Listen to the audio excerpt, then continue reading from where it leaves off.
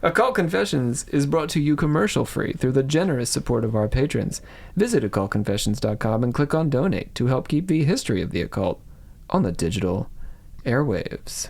Shingon Buddhism is an esoteric form of Buddhism, also known as Vajrayana or Diamond Vehicle, or Thunderbolt Vehicle, also known as Mantrayana or Mantra Vehicle, also known as Guyamantrayana or Secret Mantra Vehicle, also known as Tantrayana or Tantra Vehicle.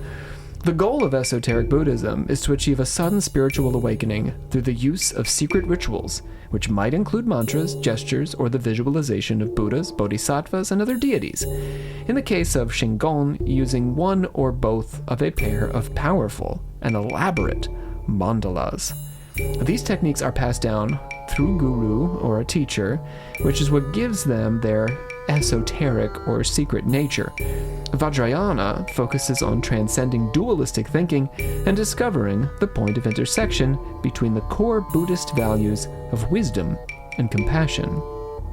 Today on Occult Confessions, the medieval Japanese esoteric tradition of truth or Shingon Buddhism.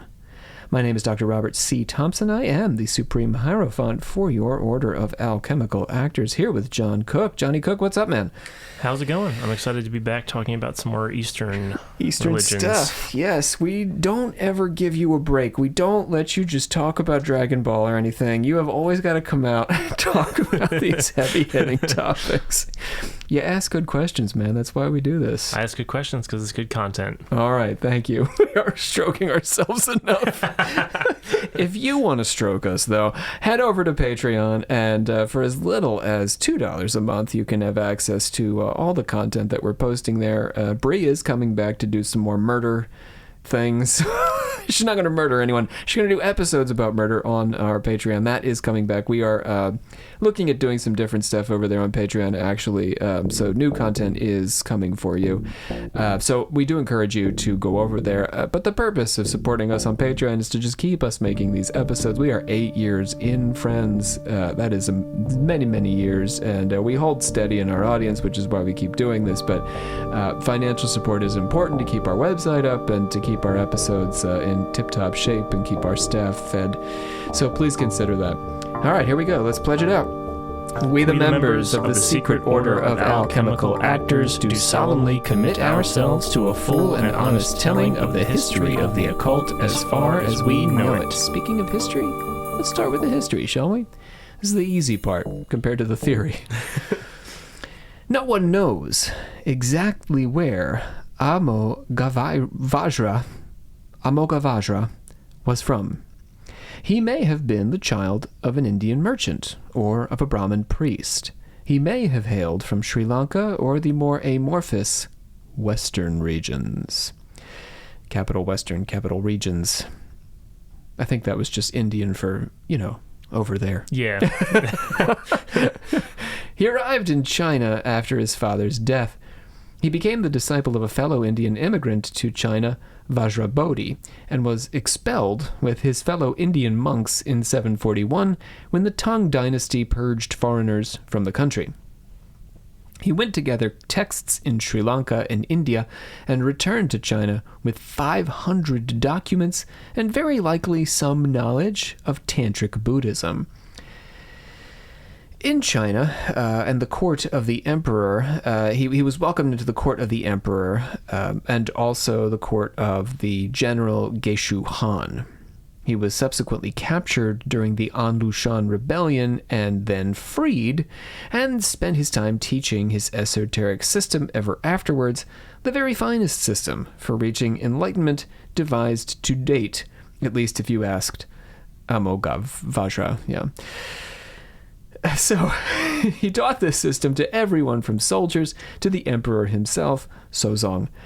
He conducted rituals against the rebels who had earlier captured him, and those rituals were credited in part with killing one of the rebel generals and defeating the rebel army.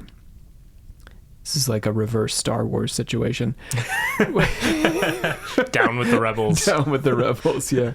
When an army of 200,000 Tibetans and Uyghurs were on the verge of an invasion of the Tang Dynasty's capital, Amoghavajra used an extensive ritual involving the Humane King Sutra, which caused the leader of these invading groups, Pugu Hayan, to drop dead. So, it's pretty good. That's pretty spooky. Yeah, pretty spooky stuff. Amoghavajra initiated Huiguo into the Chinese esoteric Buddhist tradition. So we're now going to leave Amoghavajra behind, move on to Huiguo. This happened probably before or around the time of the birth of Huiguo's most famous disciple, Kukai. And Kukai is our destination. So Huiguo is between, our originator, Amoghavajra, and the actual founder of Shingon Buddhism. Huiguo had come from a long line of Buddhist monks and translators, one of whom had translated the Mahavairokkana Tantra. Huiguo extensively studied the womb realm, also the diamond realm mandalas, representing compassion in the case of the womb realm and wisdom in the case of the diamond realm mandala. And he taught meditation and ritualizing around these mandalas to Kukai. What's a mandala? So a mandala, good question. There you are, John. Bring in the good questions. Have you ever seen a circle with a bunch of little Buddhas in it? I can visualize it. Yeah. It's sort of like I have the picture in my office, the silkscreen in my office of Avalokitesvara, the bodhisattva of compassion, above my desk. It's a bit like that. They tend to be in large circles, and there are usually a bunch of Buddhas and different deities and symbols arranged inside of the circle. Okay. In some Buddhist traditions, mandalas are crafted out of sand and then cast into the river as an exercise in, detachment and practicing emptiness and all this sort of thing. So it's like an object, like a focus. It's a point of visual representation for, deeper spiritual matters that can direct your mind visually. Okay. Yeah. Like almost like an idol. Kind of, yeah. Yes, it's a cross between, like an idol and, I don't even know what I'm trying to say here.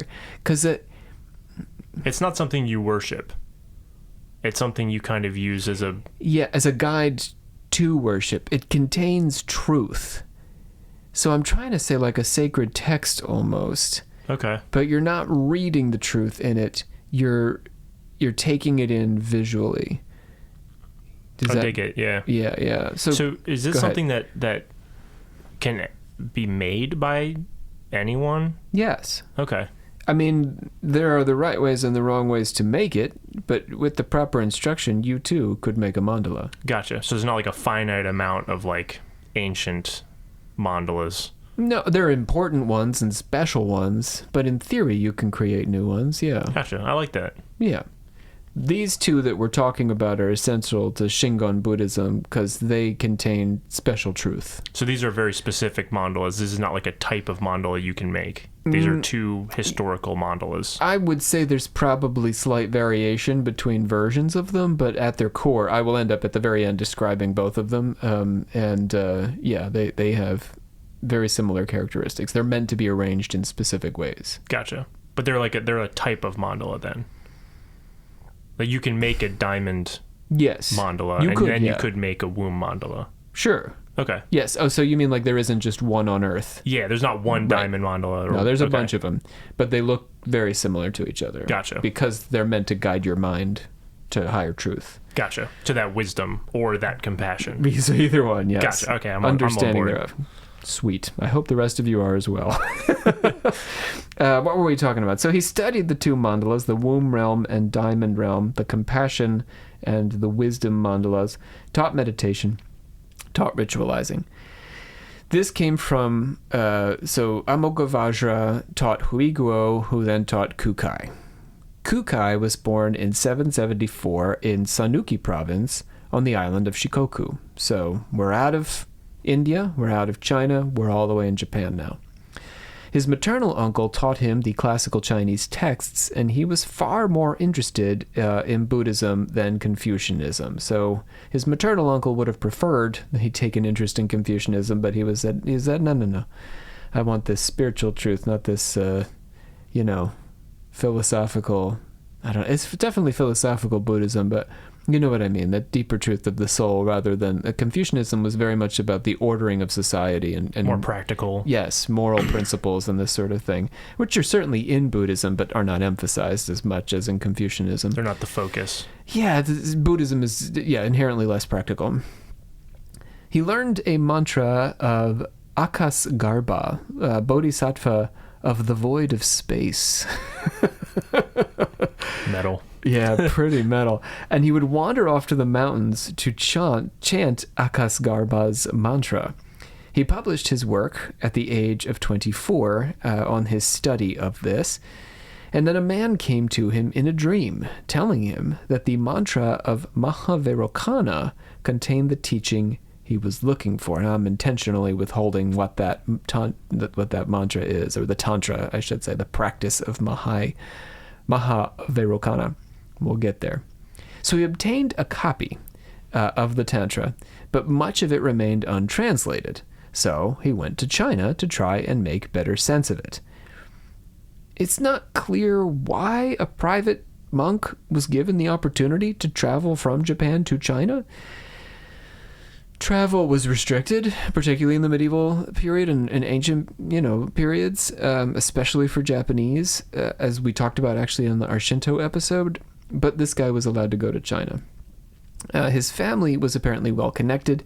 They managed to secure his passage on one of 4 ships. Here's what's cool about this. This is an unfortunate tragedy, but only 2 of these ships actually made it to China. So easy to imagine this series of events coming to a complete halt. Yeah. He was one of the few aboard these ships who could write in Chinese, and so he sent a letter asking permission to dock because they had been blown off course, and this was granted by the governor of the province.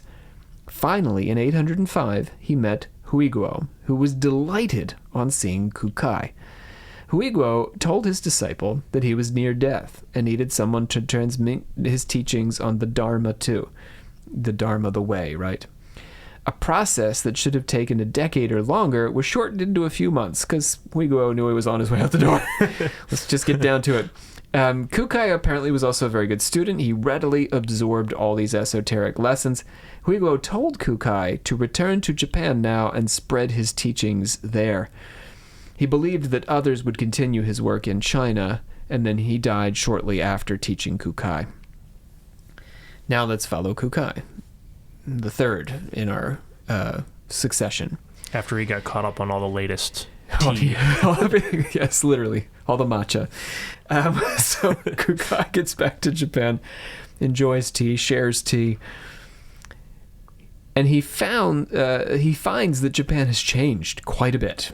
There is now a new emperor, and this emperor is not a big fan of Buddhism. Oh, yikes. Particularly, the Tendai school of Buddhism is ascendant. So the Tendai school is led by Saicho. So the emperor is not a big fan of Buddhism, but among the Buddhists, he's willing to accept Tendai Buddhism, which is sort of like becomes establishment Buddhism for the Japanese for quite a long time.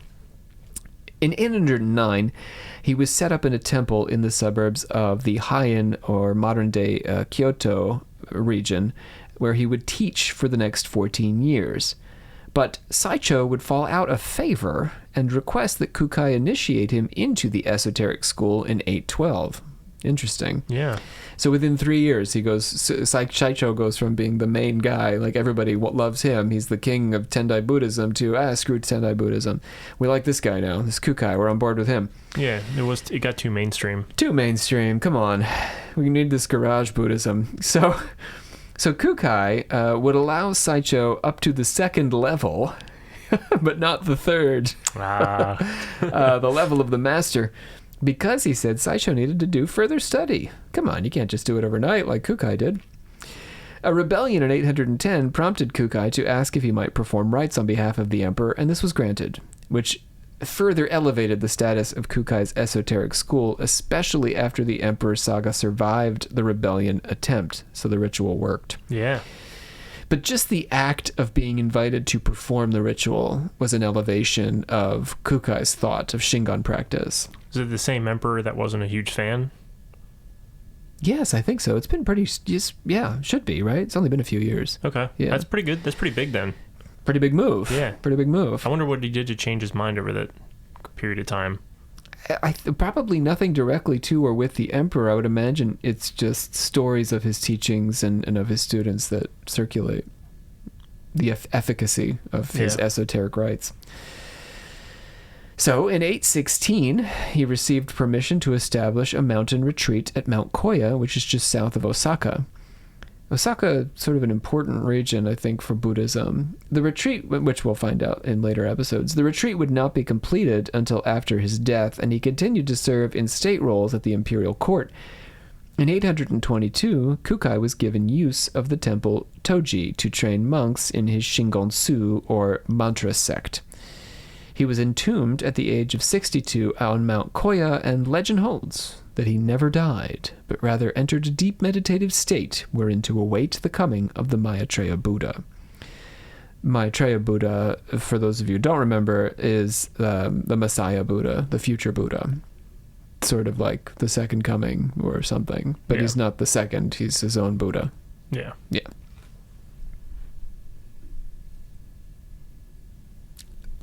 Anyway. Shingon. Let's do Shingon proper. All right, that's it. That's history, John. Now we need to do the hard stuff. You can do this. I got it. Shingon Dharani, or Shingon Mikyo, means the true word and secret teaching. It is a variant of the Mahayana tradition and a tantric practice. Let's talk a little bit about Mahayana Buddhism. This is a giant umbrella under which many, many, many Buddhist practices fit. Mahayana Buddhism emphasizes universal salvation, faith in this is very important, transcendental Buddha, belief in bodhisattvas, and a this-worldly focus in terms of practice. So Blavatsky's Voice of the Silence is in a Mahayana spirit. The Theravada path is the alternative, and it is less concerned with bodhisattvas and has a wider pantheon of texts and deities that tend to come out of Mahayana's transcendental Buddha. What I'm trying to say here is Theravada doesn't have all this. We can very roughly make a comparison between Protestantism and Catholicism. Okay, with the saints and all that. Yeah, the Mahayanas, which we're talking about today, have all that, supernatural stuff. Yeah. And I think to some extent the historical Jesus is great and all, but is situated within this very complex supernatural mystery. Yeah. Whereas the Protestants theoretically are supposed to be very focused on the historical Jesus. Yeah. The Mahayana Buddhist is not wildly concerned with the historical Buddha. He's great and all, and we love him, and he sits inside of this transcendental Buddha vision. But the vast mystery and complexity of the transcendental Buddha is where we're at. Yeah, the more cerebral. Just complex, yeah. I mean, mandalas have that effect, right? Like Catholicism, in part, religiosity is inspired by ritual and, art and, all the beautiful trappings of Catholicism. Pageantry. Right. And Mahayana sits right there. Like the mandala suggests this. It's not a stripping away cloud of unknowing kind of situation. It's a, sensual engagement with the spirit. Yeah. Where were we? Tantrism is a form of Buddhism within Mahayana tradition, but also a part of other belief systems. So, like Sting. Like Sting, yeah. So we don't need to be Buddhist to be doing Tantra. I don't know that Sting is Buddhist. Maybe he's using like a Hindu version of it. So, but the point is, Tantra exists in Buddhism and many other places, religions. Gotcha. Because there's a Tantra and mantra Is there a relationship there? Colluded. Yes. In Tantra, we often have mantras. Okay. Yeah. Often Tantra, what we mean by Tantra, so yes, we're talking about Sting and, the sex part of it, and that can be part of Tantra. But in the West, we tend to misunderstand it. Really, what we mean when we say Tantra is more occult and artistic focus within a belief system. Gotcha. So often Tantric Buddhism involves astrology, astronomy, phenology, not phrenology, phenology, which is a kind of reading of the weather. Okay. Music, art, and a lot of folklore. All this is good Mahayana Tantra. Like auguries and things like that. Yeah.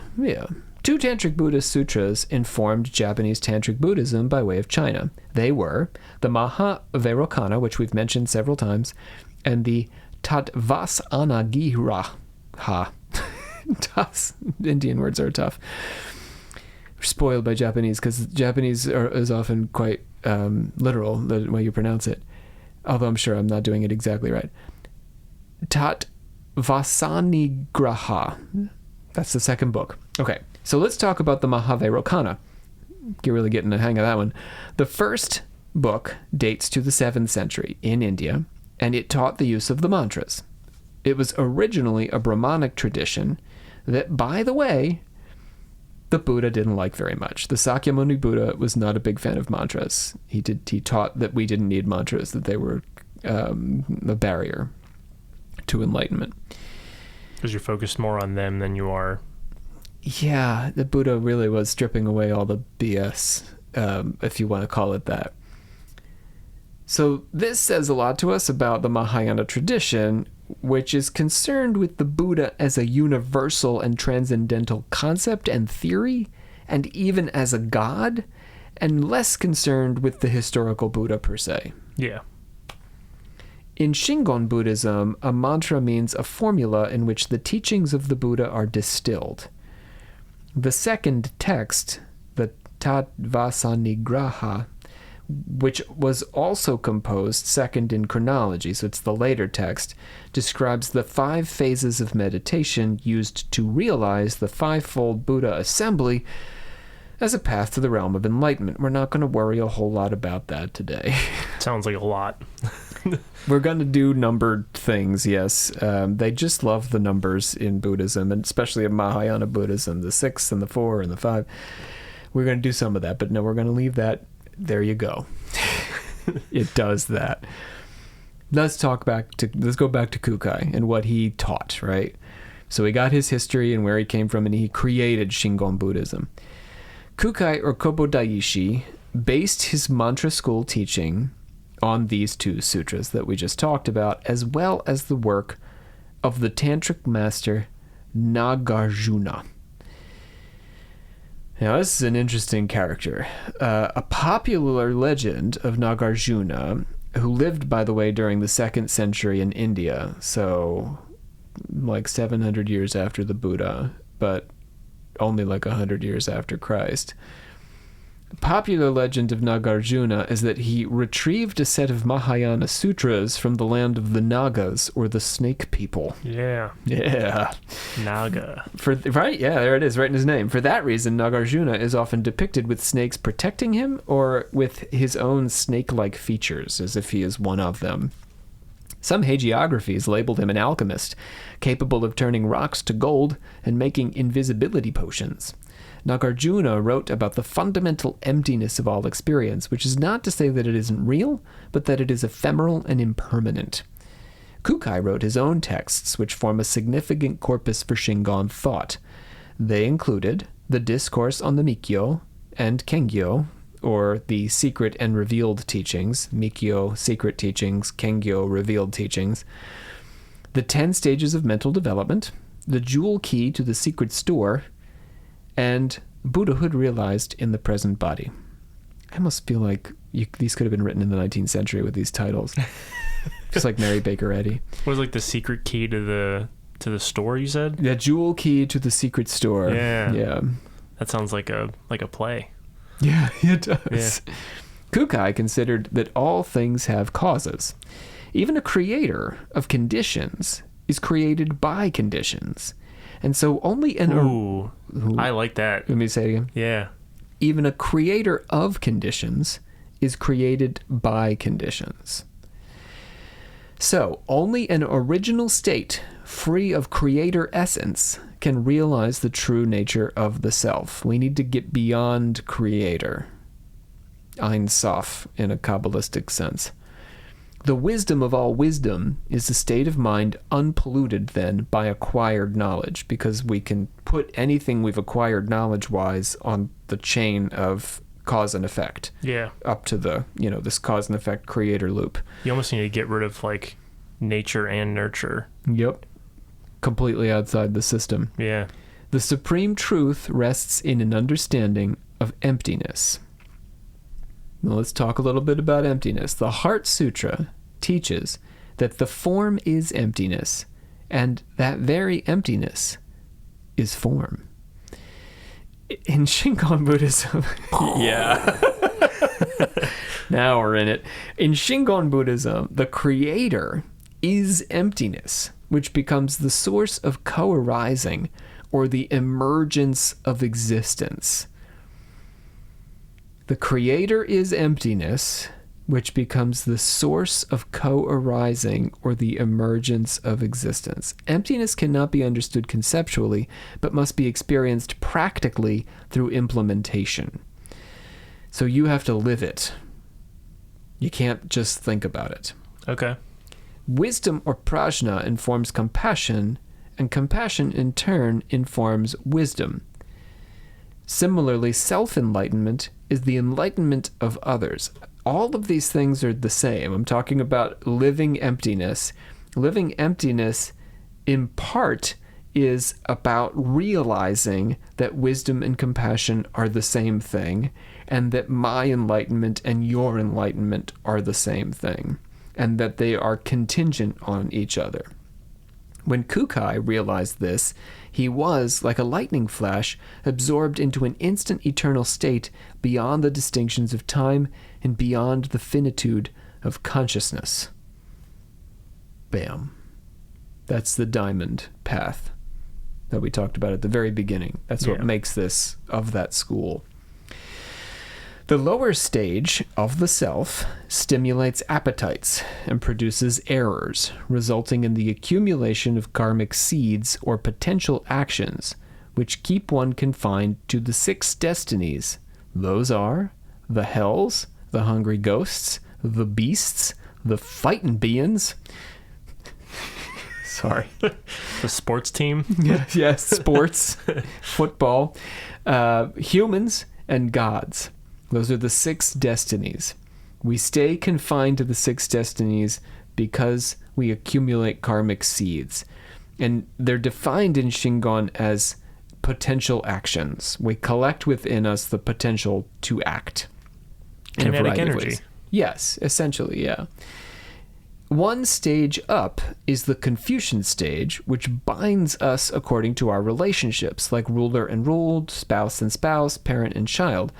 This stage activates a state of moderation through codified moral principles. So Confucianism is good because it reins us in and channels us, but it still keeps us linked to this social system. Yeah, it limits our ceiling, but it raises our floor. Yes, yes. Belief in the gods of Brahmanism, Shinto, or Taoism is a still higher stage. However, it is also inferior because we're still connected up to a system. Yeah. Next, an individual must remove both misleading views and misleading thoughts and become free of both mind and body, which are simply the accumulation of wrong or inferior dharmas. So misleading thoughts, misleading views, all inferior. An individual must achieve compassion without discrimination and the realization of non-discrimination in all things. Compassion without discrimination.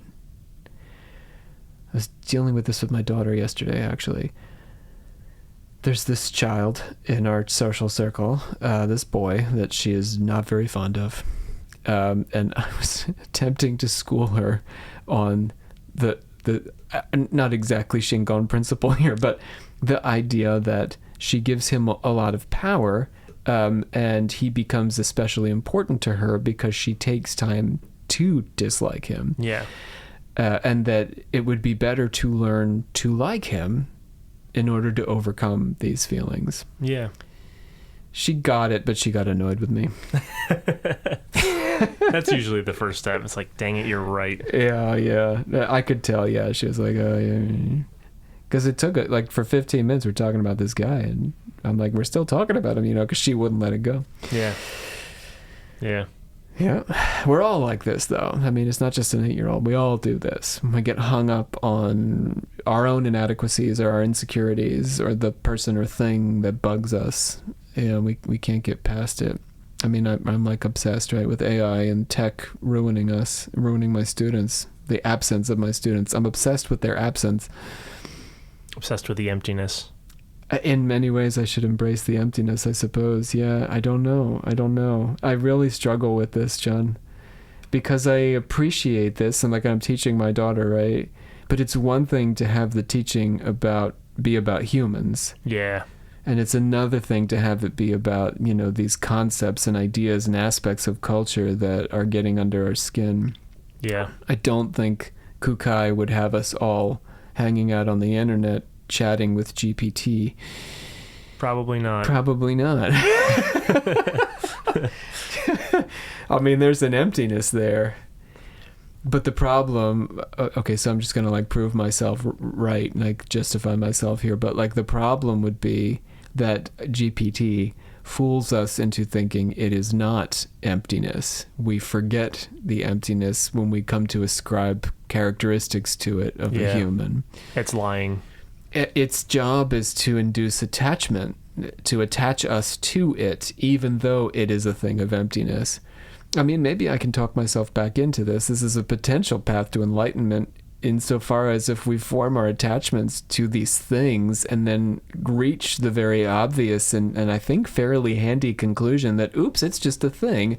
Yep. Wow, maybe suddenly the scales fall from our eyes and we see the whole of existence the way it really is. Yeah, harder to do that with a human being. I'm looking forward to the cult I make, and we'll live on the roof of a data center.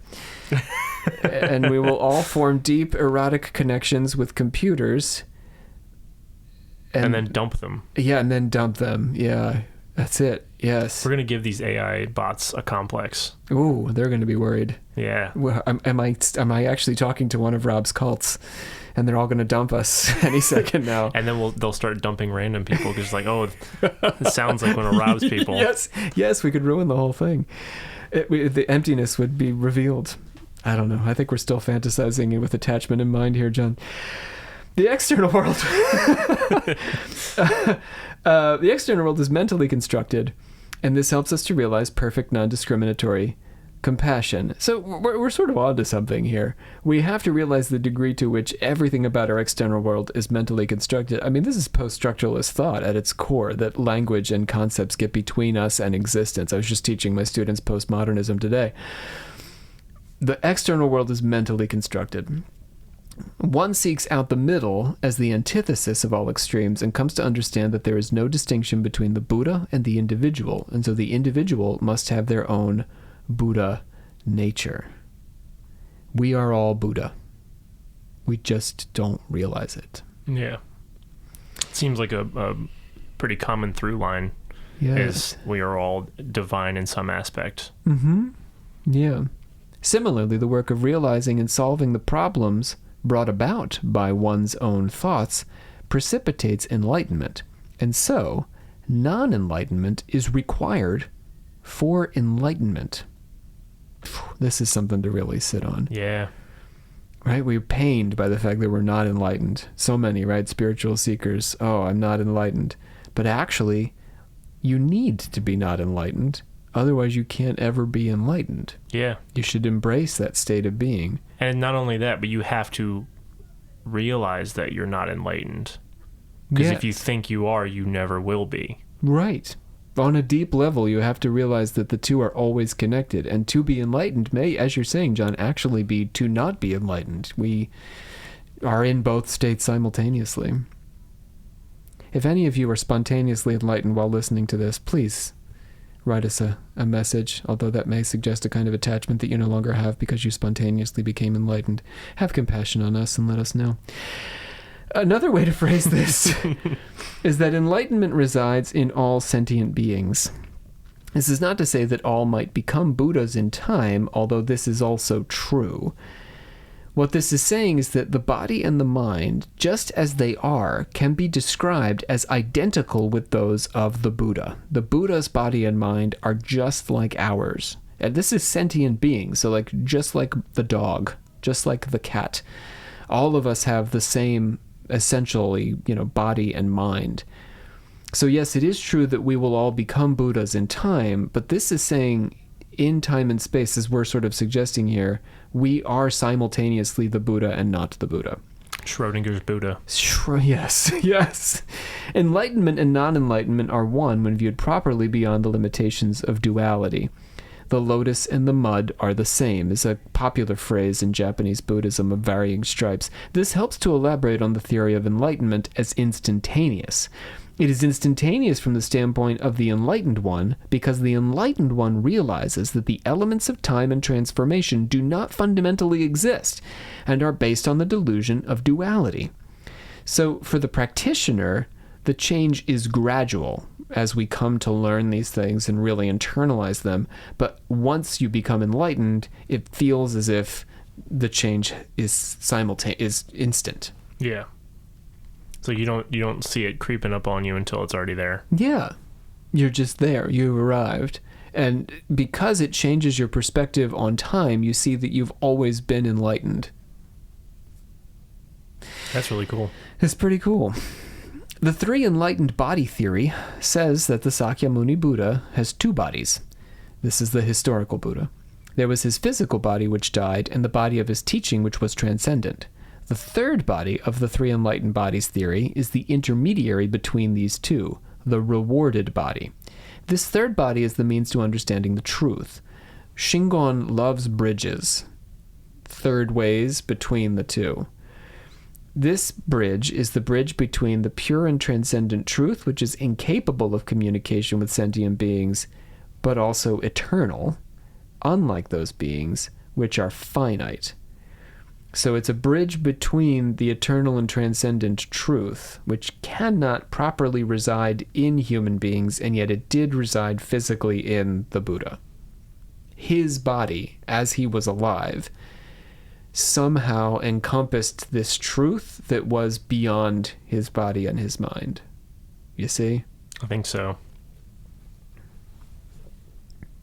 Bridges are an important feature, as I said, because Shingon Buddhism is highly concerned with reaching a state beyond duality. The bridge helps bring the dueling forces together as one. The bridge between wisdom and compassion. The bridge between enlightenment and non-enlightenment. Buddha and non-Buddha. Me and you. It's like the missing link or the middle manager. It is. We need to love the middle manager. Yeah, the intercessor. Speaking of AI. Oof. Poor middle managers. We need them. The major deity of Shingon is Vajrayana. Now, finally, we're going to talk about Vajrayana. Sakyamuni's specific enlightenment came of his realization of the transcendent Dharma or Buddha nature not contingent on the Buddha's personal existence. When the historical Buddha, Siddhartha Gautama, who we've been referring to as the Sakyamuni Buddha today, when he first died, many historians believe that his immediate followers did not think enlightenment was possible in the way he had achieved it. This marked Siddhartha as special, which in turn led to his deification and the establishment of the concept of Dharmakaya, or the universal body of enlightenment which transcends the historical Buddha. Somewhere in this history came the concept of the Buddha Vajrayana. Okay. The Vajrayana, or primordial Buddha, also known... Primordial Buddha. Isn't that cool? That's badass. Yes. He is also known as the Dainichi Nyoria. He is the uncreated and the imperishable. The two components of the transcendent Dharma are wisdom and compassion. So, in other words, Mahavairocana is the eternal Buddha, the transcendent Buddha, the Buddha outside of time and space. Whereas Sakyamuni Buddha got in touch with that nature, that being, but was a historical, physical being here on Earth. Yeah. So, the two components of the transcendent Dharma are wisdom and compassion. Wisdom is insight into the impermanence of existence and the means for liberation, and compassion is sensitivity to human suffering and the will to carry all beings to enlightenment. Again, there must be a bridge or a third element connecting compassion and wisdom. This is tathata. The 6 elements, okay, so tathata is comprised of... It's no simple definition of this. It is the bridge. It is the bridge between compassion and wisdom, but it has all these parts. It has the 6 elements, the 4 mandalas, and the 3 secrets. Now we're going to actually go through some of these. Okay. I already have a question. Go ahead. So we talked about 2 mandalas earlier. There's a diamond and womb, right? Yes. Which are compassion and wisdom. We're up to 4. It sounds like compassion and wisdom are the 2 that are really important. Yes. I'm wondering where the other 2 come into play. I'm going to guess those are the connecting ones. Ah. Yeah. Nice. Okay, so let's do the 6 elements. The 6 elements which symbolized tathata were, and this is kind of interesting, it's earth, water, fire, and wind, space, and mind. Okay. Yeah, a little bit different there. Space, not like outer space. Space as in... Kind of like air, but not wind. Wind is a different thing. Wind is moving air. Shingon meditation is concerned with the relationship between these elements which must exist in harmony in an echo of Taoism. The mandalas or circles in honor of the Buddha are the mandala of the 6 elements. Oh, so this is the answer. The mandala of the realm of universal enlightenment, which is also the realm of the collective suffering of humankind, the Dharma mandala of the truth, and the karma mandala of the work of the Buddhas and bodhisattvas. So... all 4 of them, John, to answer your question, are actually bridges. Neither of them are the 2 mandalas. Gotcha. Yeah. Both of them are helping us merge the 2 mandalas into one. Gotcha. Is that all of the mandalas, or are there a bunch more, and these are just the ones that... Well, 6 is nice, because then it brings us back to the 6 elements. We see the recurrence. Yeah. The 3 secret practices of the Buddha are those of the body, of the mind, and of the voice, which take form in the mudras, or finger signs. We frequently see, right, in a lot of East Asian iconography, the use of the hands to make gestures. Yeah. We watched Sailor Moon, my daughter and I, as you all know, if you've listened to our last episode, and Sailor Moon loves her, finger gesture language, right? Very common, I think, in anime generally. However, India, right, famously uses hand gestures and signs to communicate a whole lot in Sanskrit drama, all the way through the, depictions of the Buddhas and the bodhisattvas. We always see them making very specific, very meaningful hand gestures. So that's the body, is the gesture language. The secret verses and meditation. The secret verses, I believe, relate to the voice, and then meditation to the mind. Okay, so let's talk about meditation. Aji meditation is meditation on the letter A. You've never properly appreciated how important the letter A is, John. A symbolizes emptiness, or have you? No, I have not. Maybe as a student. Everybody wants an A. A symbolizes emptiness and the source of all things. Sort of ironic that we give the A to symbolize, this heavy, this accomplishment of deep attachment to getting the best grade. Yeah. But here in Aji meditation, it is emptiness. It also stands for non-origination and the absence of the extremes of being and non-being. It's a middle state. The practitioner comes to realize that all dharmas arise due to conditions.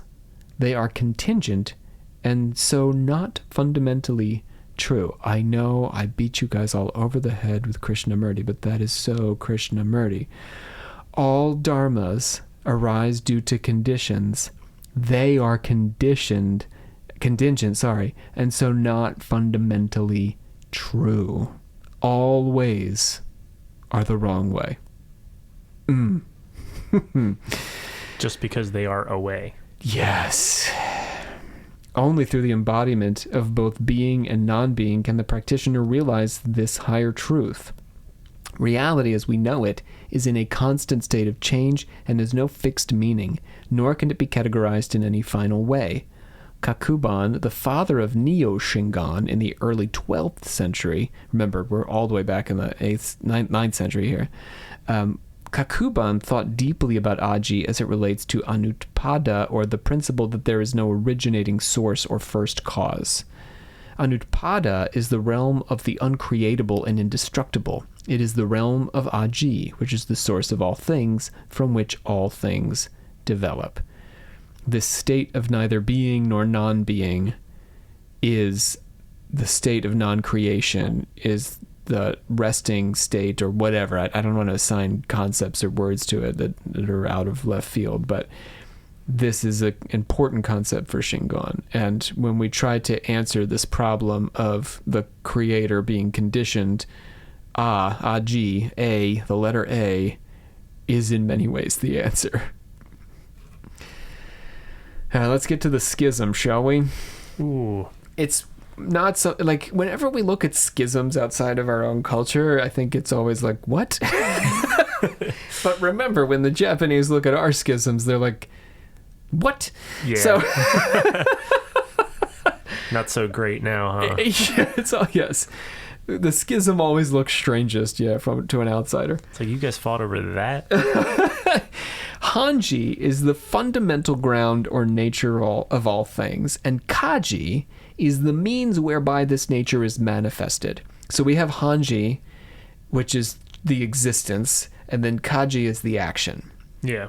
In Japan, the bodhisattva... It's like a one's the car and then one's the gas. Yeah, sure.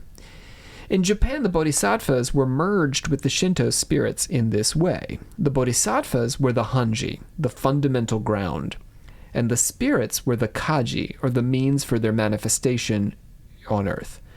Because, remember, the Kaji exist in shrines as rocks or swords or whatever, and we can go and worship them, and they can make material differences to our lives through our interaction with them.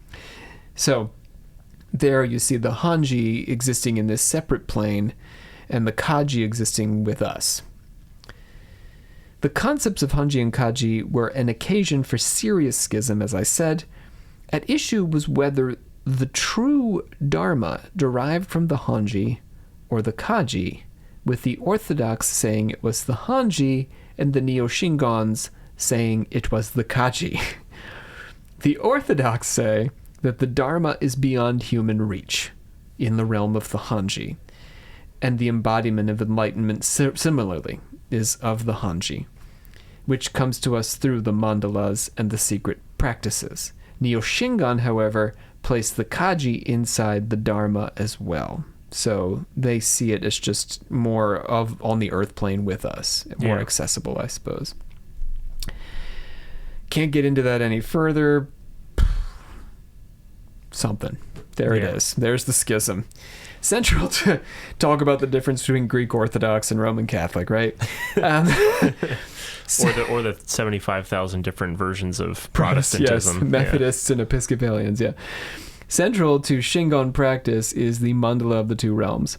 The womb realm mandala and the Vajra realm, or wisdom mandala, finally, John, we're going to get your description you've been waiting for, are features of esoteric Buddhism in both China and Japan. They originated in India, likely as completely separate things, that Huiguo in China joined together. He was Kukai's teacher, remember? The mandalas offer an experiential method for identifying with the Buddha by integrating compassion in the womb mandala with wisdom in the Vajra mandala. In a Shingon context, the mandalas teach that compassion and wisdom are expressions of the same reality. Roughly 400 Buddhas, bodhisattvas, and other spirits and deities are represented on the paired mandalas. That's a lot. Yeah. So, when we go back to our earlier conversation, when we're talking about like reading the inner truth of this, it feels like trying to get the inner truth out of a like Crowley ritual or something. Like there's so much detail and complexity, or laying out all the tantric the cards of the tarot in front of you, and saying, okay, what are these all about? There's so much to take in. Yeah. And I'm not. I want you to think about it that way too, because it's not the tarot reading one card. You're looking at 400 different deities, so it is laying the entire deck out in front of you and saying, okay, be wise. Yeah. Attain wisdom. 400 Buddhas, bodhisattvas, and other spirits. When Kukai presented the mandalas to the Emperor of Japan, he said that the secrets of the sutras and commentaries were contained within the pictures, and that one could become a Buddha just by looking on them. The womb realm mandala reflects the generative and nurturing aspects of the primordial Buddha, who is the source of all things. Each of the beings represented on the mandala is seated in an 8-petal lotus. The lotus blooms and produces seeds at the same time. 8 deities surround the cosmic Buddha in the center hall.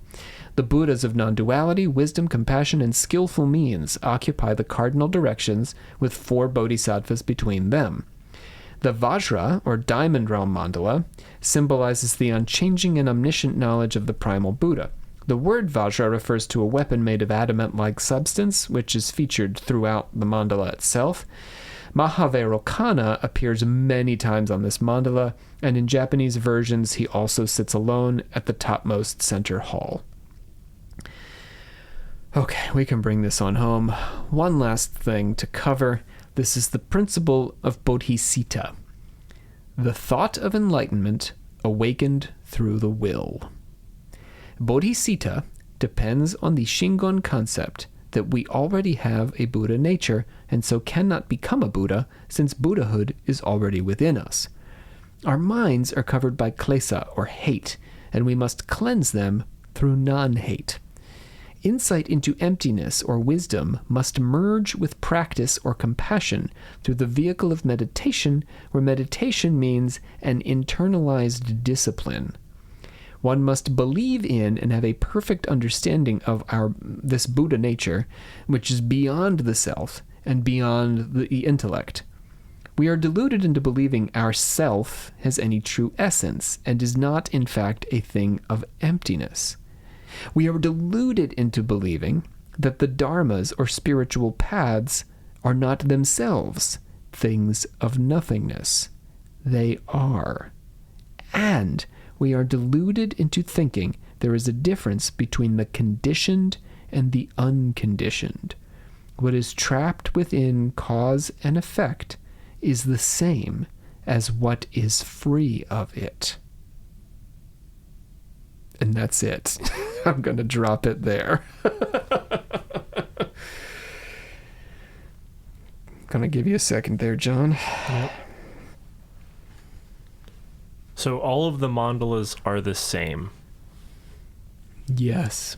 I believe that is a proper reading of Shingon thought. It's the same picture. It is all the same. Yes. When you look at one of them, you should see all of them. Yes. If you can do that, you're pretty much there. I think that is how you can become enlightened, just through gazing on them as they believed. Yeah. I like that. Because you can't have a bridge between a place and itself. Right. It's all our concept trying to make sense of difference, which in itself is illusion. There is no difference. There is no bridge because there are no destinations. All of it is the same. The bridge is the destination. Yes. Ah. A. A. A. Alrighty. That's it. We did Shingon Buddhism. I hereby adjourn and declare closed this meeting of the Secret Order of Alchemical Actors until such time as we get together and do it again. We are in Japan. We are staying in Japan. We are spending some time in Japan.